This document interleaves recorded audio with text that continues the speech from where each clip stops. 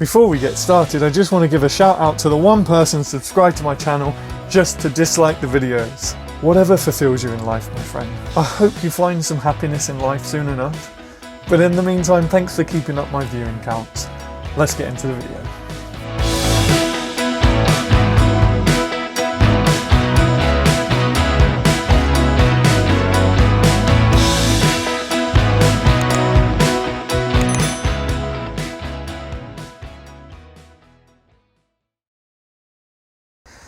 Okay, so I've noticed that the majority of people are coming over to my channel looking for tips on the Instagram front. If you've been a subscriber of mine for a while now, you'll know my feelings towards the platform and that I'm actually focusing my efforts elsewhere. So fair warning, if you're joining Instagram and the Instapoetry for exposure and glory, it's now harder than ever. Which is why I would suggest you joining TikTok and helping me create a community over there. Anyway, now that I've got that disclaimer out of the way, Instagram and the Instapoetry community have evolved, and there are definitely some do's and don'ts that go along with that. Here are the ones that I feel are most important and are vital in making a success of yourself on the platform. I don't know why I keep stumbling over those words. This is like the 5th time I've tried to say that bit. Let's go. So the first don't follow pages just to get people to look at yours and follow you back. Also known as follow for follow. If you're going to pop up in my notifications with just a follow, I'm not going to feel inclined to check your profile out and follow you back. The community on Instagram as a whole has caught on to this strategy, and if you're not going to leave a couple of likes and a meaningful comment or two, people are just going to assume that you're not legit. We've actually evolved as social media users and developed this 6th sense. We have a bullshit reader. Oh. Which brings me very nicely onto our first do. Be human.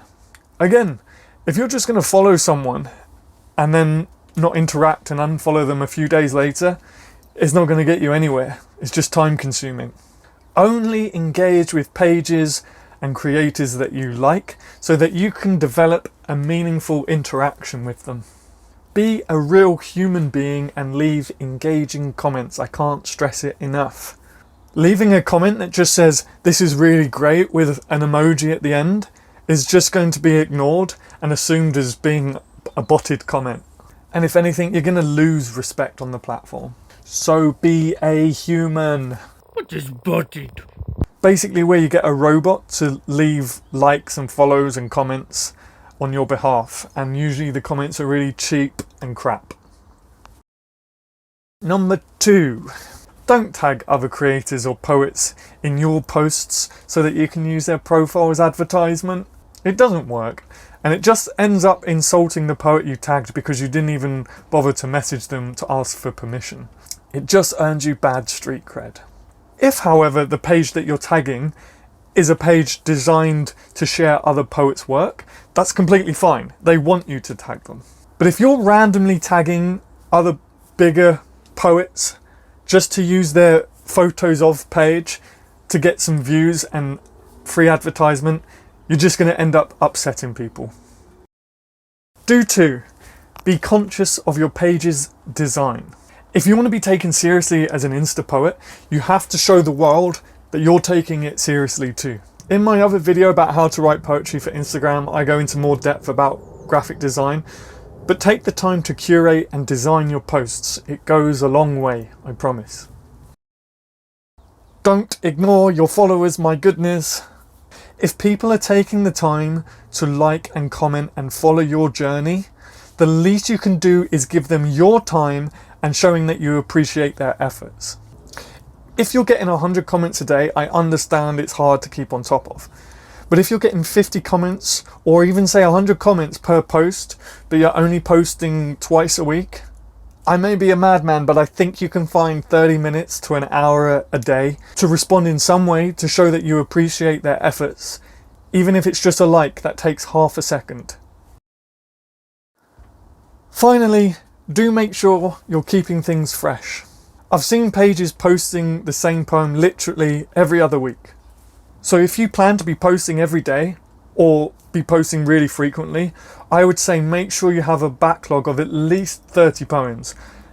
If not, I would say 100 poems before you even get going on your Instagram poetry journey. Awkward. So, 3 do's and 3 don'ts. I don't know why I always show my hands with the numbers if you don't know what I'm saying. There's so many other things you need to be considering to do with the Instagram algorithm, but unfortunately I'm not here on YouTube as a social media guru. There's plenty of videos on YouTube for you to watch regarding that sort of thing. But hopefully, if you do take these do's and don'ts into consideration, you'll be able to fully integrate yourself with the community and start making new friends immediately.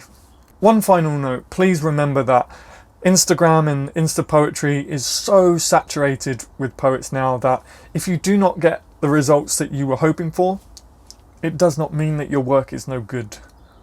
Please try and keep a clear head in that respect. I myself know full well the insecurities and the doubts of an artist. I really hope you liked this video and took something away from it and learnt something. If you did, please do hit the thumb button down below under this video. It goes a lot, believe me, it goes a long way in helping my channel. Also, I looked over my analytics today and I saw that a whopping massive 77% of my viewers are not subscribed. So please, if you're a returning viewer and you're enjoying my videos, do subscribe. I really appreciate it. My name's Adam Gary, all my social medias are above, so come and find me and let me know if you've learnt anything. See you next week.